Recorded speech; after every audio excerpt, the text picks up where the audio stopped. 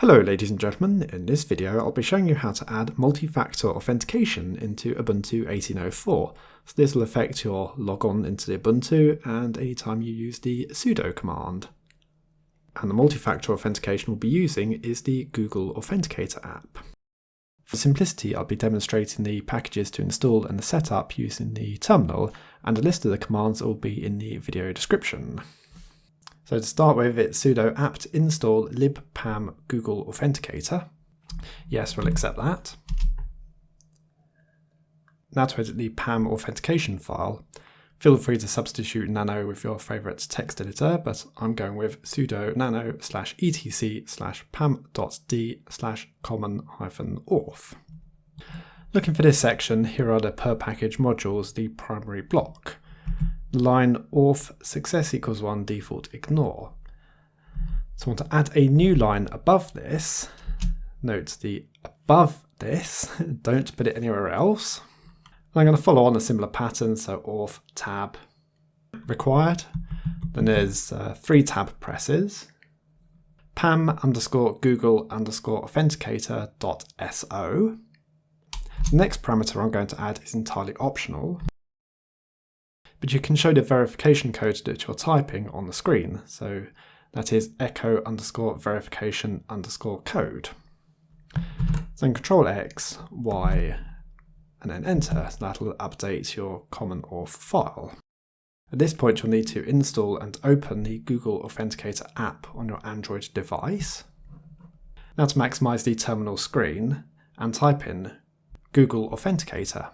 Do you want authentication tokens to be time-based? Yes, I do. And we get a QR code here.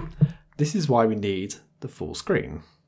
In the Authenticator app, you can press the plus sign, which adds a new device, and then you scan in a picture of that QR code. There's also a list of emergency scratch codes there, so you may want to make a note of them. So, do you want me to update your Google Authenticator file? Yes, I do. And if you don't like any of the settings you make here, you can rerun the Google Authenticator application. So do you want to disallow multiple uses of the same authentication? This restricts you to about 1 login every 30 seconds, but increases your chances to notice or even prevent man-in-the-middle attacks. Well, that is an optional security feature. So yes.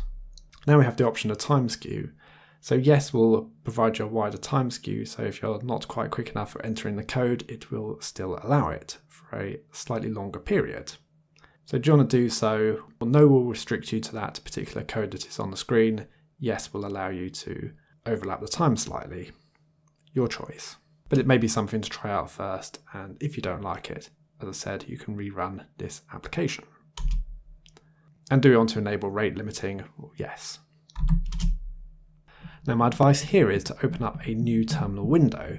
Let's leave this one behind in case we have any problems with sudo authentication. In this new window, I'm just going to try something with sudo. So yes. So it asks us for the verification code first.